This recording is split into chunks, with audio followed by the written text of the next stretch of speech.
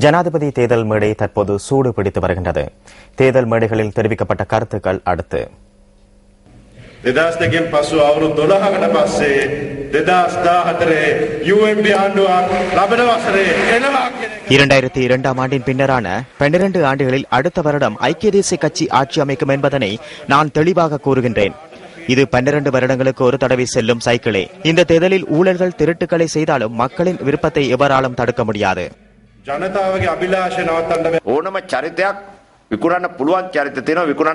தேர்தல் சந்தையில் சிறந்த குணாதிசயங்களை கொண்டவர்களை விற்க முடியும். ஆனால் ரணில் விக்ரமசிங்கவை எடுத்துக்கொண்டால் எந்த வகையில் விற்க முடியாத ஒருவர். உதாரண புருஷராக எமது தலைவர் உள்ளார். இவற்றை சித்தரித்து தவறாக கூறுவதற்கே இந்த மேடையை பயன்படுத்துகின்றனர். மஹிந்த ராஜபக்சவுடன் உள்ள பிரச்சனைகள் என்ன? என்றும் தோற்கடிக்க முடியாத ஒரு குணம் கொண்டவரை இவர். ஊவ மாகாண சபை கவலும் என ஒரு கருத்து நிலவுகின்றது. கட்சி தவம் வகையில் உள்ள உறுப்பினர்களை நேற்றைய தினம் சந்தித்து விடயம் உண்மையா என்று கேட்டேன். இல்லை, இதுவரை ஓர் இணக்கப்பாட்டுக்கு வர முடியவில்லை என்று கூறினார். ஏன் என்று நான் கேட்டேன். ஏன் உங்களுக்கு தெரியாதா என்று கேட்டார். என்னவென்று நான் கேட்டேன். 60 கேட்டார்களாம், 50 கொடுத்தால் சரி என்று கூறினார்களாம்.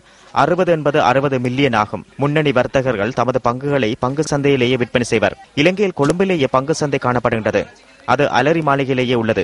இங்குதான் பெருந்தொகை பங்குகள் விற்கப்படுகின்றன. நாம் நினைக்கும் அரசியல் இல்லை. நாட்டை சீர் செய்ய வேண்டுமா அல்லது சீர் செய்யும் தலைவர் வேண்டுமா என்று தற்போது சிந்தித்து பாருங்கள். தலைவர் ஒருவர் ஒழுக்கத்துடனும் நீதியை மதிப்பவராகவும் புத்தி சாதுரியமானவராகவும் இருக்க வேண்டும். மஹிந்த ராஜபக்ச இதில் எந்த வகையில் உள்ளடக்கப்படுவார்? ජනතා විමුක්ති පෙරමුණ කියනවා මේ මහින්දගේ කඩේ බඩු පරණයි. එතකොට සිරිසේනගේ කඩේ மஹிந்த கடையில் உள்ள பொருட்கள் யாவும் பழையவை என மக்கள் விடுதலை முன்னணி குறிப்பிடுகின்றது. அவ்வாறென்றால் சிறிசேன கடையின் பொருட்கள், அதே போன்று ஜேவிபியின் கடை அது மூடப்பட்டுள்ளது. நாட்டின் ஐக்கியத்தை சீர்குலைப்பதே மக்கள் விடுதலை முன்னணியின் தேவையாக உள்ளது. இதில் சிறிசேன மாட்டிக்கொண்டார். අමුඩ කඩනම වැටට තියලා අමුඩ ගහගන්න. දැන් මිනිහට හෙල්ලෙන්න බෑ.